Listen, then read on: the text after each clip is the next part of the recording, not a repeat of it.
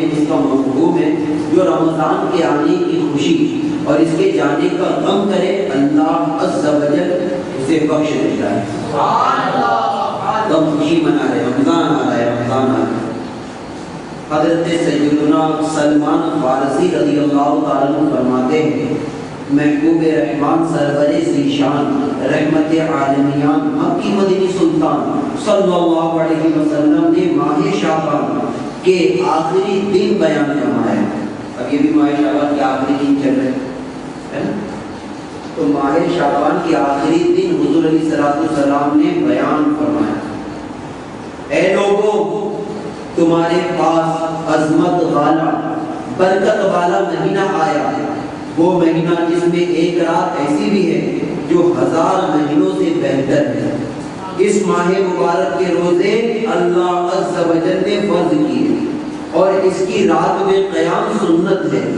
جو اس میں نیکی کا کام کرے تو ایسا ہے جیسے اور کسی مہینے میں فرض ادا کیا اور اس میں جس نے فرض ادا کیا تو ایسا ہے جیسے اور دنوں میں 70 فرض ادا کیے. سبحان اللہ. یہ مہینہ صبر کا ہے اور صبر کا ثواب جنت ہے.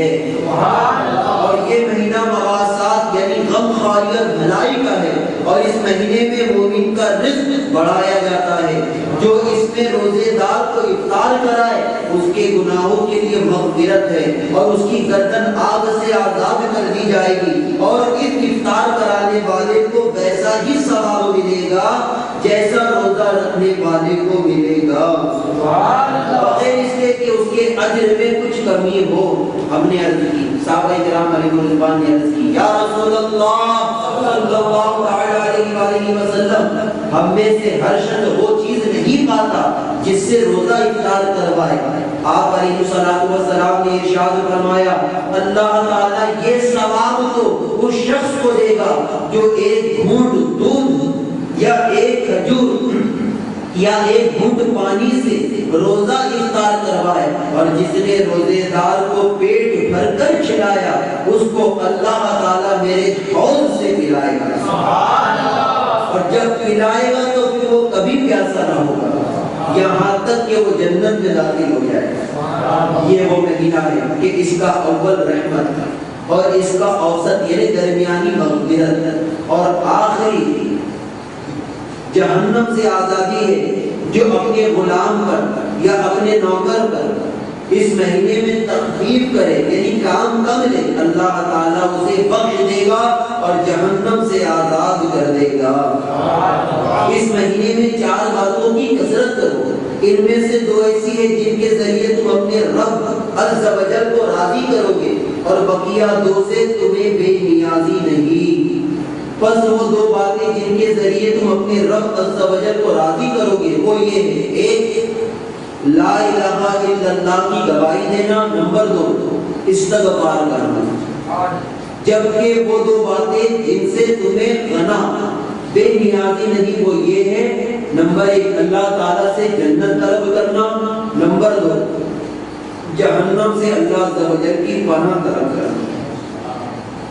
میٹھے میٹھے اسلامی بھائی ابھی تو حدیث پاک بیان کی گئی. اس میں ماہ رمضان المبارک کی رحمتوں برکتوں اور عظمتوں کا خوب تذکرہ ہے. اس ماہ مبارک میں کلمہ شریف زیادہ تعداد میں پڑھ کر اور بار بار استغفار یعنی استغفر اللہ استغفر اللہ یعنی خوب توبہ کے ذریعے اللہ تعالیٰ کو راضی کرنے کی سعی کرنی ہے. اور ان 2 باتوں سے تو کسی صورت میں بھی لاپرواہی نہیں ہونی چاہیے یعنی اللہ تعالیٰ سے جنت میں داخلہ اور جہنم سے پناہ کی بہت زیادہ التجائے کرنی ہے.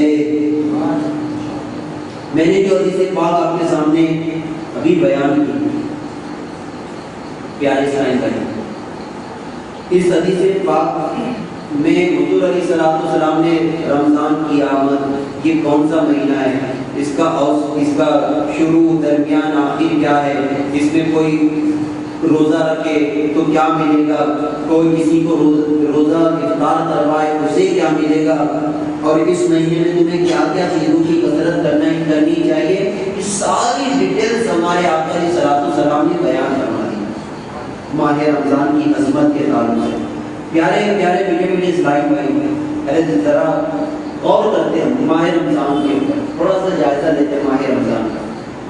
دیکھیے مفتی احمد یار خان نعیمی تفسیر نعیمی جلد دوم میں ارشاد فرماتے ہیں کعبہ معظمہ مسلمانوں کو بلا کر دیتا ہے، خانہ کعبہ مسلمانوں کو پوری دنیا سے بلاتا ہے، جو مطاف میں آ جاتے ہیں، جو خانہ کعبہ کا طواف کرنے آ جاتے ہیں وہاں پر، تو ان پر رحمتیں برستی ہیں، تو خانہ کعبہ بلا کر دیتا ہے، اور یہ ماہ رمضان آ کر رحمتیں بانٹتا ہے۔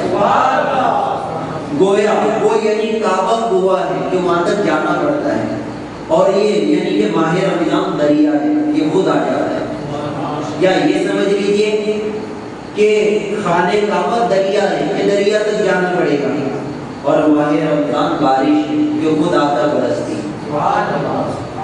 میٹھے میٹھے اسلامی بھائی، تھوڑا غور کرنے پہ یہ بھی پتا چلتا ہے کہ ہر مہینے میں خاص تاریخیں اور تاریخوں میں بھی خاص وقت میں عبادت ہوتی ہے۔ مثلا بقرعید کی چند مخصوص تاریخیں، بقرعید کی چند مخصوص تاریخوں میں حج، محرم کی 10ویں تاریخ افضل، مگر ماہ رمضان میں ہر دن اور ہر وقت عبادت ہوتی ہے۔ روزہ عبادت، افطار عبادت، افطار کے بعد تراویح کا انتظار عبادت، تراویح پڑھ کر سحری کے انتظار میں سونا عبادت، پھر سحری کھانا بھی عبادت۔ الغرض ہر آن میں خدا عز و جل کی شان نظر آتی ہے۔ رمضان کے علاوہ ہر پورے مہینے کو یہ عظمت نہیں ملی ہے، اس مہینے میں ایک دن بلکہ اس دن کے اندر رات افضل ہے، کسی میں دن افضل ہے، یعنی کہنے کا مطلب یہ کہ ماہ رمضان وہ مہینہ ہے جس کا ایک ایک علامہ افضل ہوا ہے۔ میٹھے میٹھے اسلامی بھائی، رمضان ایک بھٹی ہے، بھٹی جیسے کہ بھٹی گندے لوہے کو صاف اور صاف لوہے کو مشین کا پرزہ بنا کر قیمتی کر دیتی ہے، اور سونے کو زیور بنا کر استعمال کے لائق کر دیتی ہے بھٹی، ایسے ہی ماہ رمضان، کیونکہ بھٹی گنہگاروں کو پاک کرتا اور نیک لوگوں کے درجے بڑھاتا ہے۔ سبحان اللہ۔ رمضان میں نفل کا ثواب فرض کے برابر، نفل کا ثواب ماہ رمضان میں، یعنی ہم سے سنتیں چھوٹ جائے اور نفل چھوٹ جائے تعجب کی بات ہے۔ اچھا فرض کا مقام کیا ہے پتہ ہے؟ فرض کا مقام علماء بیان کرواتے ہیں۔ روزے کی مثال لے لیجیے، حدیث پاک میں ابھی آپ سنیں گے، یعنی اگر کوئی شخص ماہ رمضان کا ایک روزہ ترک کر دے، کیونکہ فرض تھا، اس کو جان بوجھ کے ترک کر دے، اور پھر ماہ رمضان گزر گیا، اسے پھر افسوس ہوا، ندامت ہوئی، ارے کیوں چھوڑا، چلو اس روزے کی بھرپائی کرتے ہیں، اب میں روزہ رکھتا ہوں تاکہ اس روزے کی بھرپائی ہو جائے۔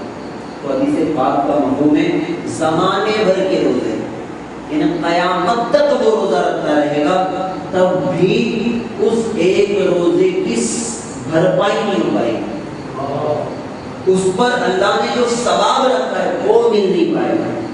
فرض اپنی جگہ پر، اور اگر آپ کو قیامت تک کے لیے عمر مل جائے، قیامت تک نہیں ملے، تب تک روزے رکھتے رہے، اس ایک روزے کا مقام حاصل نہیں کر سکتے، اسے فرض کہتے ہیں۔ اسی طرح نماز، فرض نماز کو جان بوجھ کے چھوڑ دیں، پھر اس کے بدلے میں قیامت تک کی اسے عمر ملے اور وہ سجدے میں سر رکھے، تب بھی اس فرض نماز، ابھی دیکھیے نا، اشراق کا ثواب آپ نے سنا ہوگا، اشراق کا، جو عشاء کی نماز پڑھے اسے ایک حج عمرہ کا ثواب، چاش کا ثواب آپ نے سنا ہوگا، آپ نے تہجد کا ثواب سنا ہوگا، آپ نے فرض نمازوں کا کبھی ثواب سنا ہے کیا؟ میں نے تو نہیں سنا، آپ نے سنا ہے کہ نہیں مجھے پتا نہیں، میں نے تو نہیں سنا کہ فرض نماز کا یہ ثواب ہے۔ صرف اس کے لیے حکم دے دیا گیا کہ یہ فرض ہے، کیونکہ اس لیے نہیں بتایا گیا کہ اس کے ثواب کو احاطے میں لایا ہی نہیں جاتا تھا، یعنی کوئی ایسا آنکڑا ہے ہی نہیں کہ آپ کو بتایا جا سکے، اتنے آنکڑے کہ بتائی نہیں جا سکتا کہ کتنا ثواب ہے، تو پیارے پیارے میٹھے میٹھے اسلامی بھائی، نادان ہے وہ انسان جو فرض نمازوں کو ترک کر دیتا ہے، نادان ہے وہ انسان جو ماہ رمضان کے فرض روزے کو چھوڑ دیتا ہے، جبکہ ماہ رمضان کے ایک روزے کی برابری زمانے بھر کے روزے نہ کر سکے۔ ہاں رمضان کا ایک روزہ چھوٹ گیا، اس میں قضا کی تو قضا کا بوجھ گیا، وہ مقام وہ ثواب نہ ملا۔ فرض نماز قضا ہو گئی، چھوٹ گئی، آپ نے فرض نماز کو بعد میں دوہرا لیا تو قضا ادا ہوئی، ثواب ہے وہ نہیں ملا جو فرض کے وقت ادا کرا، وہ ثواب نہیں ملا۔ تو نادان ہے وہ انسان جو فرض نماز کو اگر تہجد چھوڑتا تو کوئی بات نہیں، نفل تھی، لیکن ماہ رمضان میں تو تہجد بھی نہ چھوڑے، کیونکہ ہر نفل کا ثواب میرے آقا فرماتے ہیں اللہ تعالیٰ فرض کے برابر کر دیتا ہے۔ سبحان اللہ۔ اور میں نے آپ کو فرض کا مقام بتا دیا، تو نفل کا ثواب فرض کے برابر ہو گیا، فرض کے برابر۔ تو نیت کر لیں انشاءاللہ، کون کون نیت کرتا ہے کہ تہجد نہیں چھوٹے گی انشاءاللہ، کیونکہ تہجد کا مقام فرض کے برابر ہے ماہ رمضان۔ اشراق چھوٹے گی، نیت کون کون کرتا ہے نہیں چھوٹے گی؟ چاش کی نماز چھوٹے گی نہیں چھوٹے گی انشاءاللہ۔ ابابین بھی پڑھیں گے انشاءاللہ۔ ابابین کب پڑھتے ہیں؟ مغرب کے بعد پڑھتے ہیں۔ تو انشاءاللہ عز و جل نفل نمازوں کی ہم کثرت کریں گے، اور تراویح پڑھیں گے انشاءاللہ 20 رکعت۔ کتنے دن؟ پورا مہینہ۔ ارے ہمارے آقا علیہ الصلوۃ والسلام تو ارشاد فرماتے ہیں میری امت اگر جانتی کہ ماہ رمضان کیا ہے تو تمنا کرتی ہے کاش سارا سال رمضان کا ہوتا۔ میری امت اگر جانتی تو میٹھے میٹھے اسلامی بھائی نیت کر لے آدھی سے کہ فرمایا جا رہا ہے کہ رمضان میں نفل کا ثواب فرض کے برابر، اور فرض کا ثواب اللہ فرض کا ثواب 70 گنا زیادہ کر دیا جاتا ہے۔ تو فرض میں تو ہمارا عالم یہ ہو کہ ہماری پہلی صف، اور وہ بھی تکبیر اولیٰ، یعنی امام صاحب اللہ اکبر کرتے ہوئے جھوٹنا نہیں چاہیے، اسی میں ہم نے حاضر رہنا ہے، وہ فجر ہو، ظہر ہو، عصر ہو، مغرب ہو یا عشاء ہو، حتیٰ کہ تراویح ہو، وتر ہو، پہلی تکبیر میں، وہ بھی پہلی صف میں تو جان ڈھونڈے گا، تھوڑی بھی جگہ بھی نہیں گھس جانے گا اس میں۔ پہلی صف کیونکہ پہلی صف اور پہلی صف کا ثواب، اگر رمضان کے علاوہ کی بات کر رہا ہوں، رمضان کے علاوہ اگر پہلی صف کا ثواب مسلمانوں میں ظاہر کر دیا جائے نا، تو یہاں پر مسجد میں آنے والا ہر مسلمان تلوار لے کر آئے گا، قبضہ کرے گا وہ پہلی صف کے پر، کوئی بھی اس کی جگہ پر قبضہ کرنے کی کوشش کرے گا تو وہ اسے کاٹ ڈالے گا، مار ڈالے گا۔ حدیث پاک کا مفہوم ہے کہ پہلی صف کا ثواب اگر ظاہر ہو جائے تو مسلمانوں میں تلواریں نکل جائیں، صرف پہلی صف کو پانے کے لیے، اس لیے اس کے ثواب کو چھپا دیا گیا کہ اگر ظاہر کر دیا جائے تو تلواریں نکل جائیں گی، ایک دوسرے کو مارنے کاٹنے کے لیے مسلمان تیار ہو جائیں گے صرف پہلی صف کو پانے کے لیے۔ تو ماہ رمضان میں ہماری پہلی صف بھی نہیں چھوٹے گی۔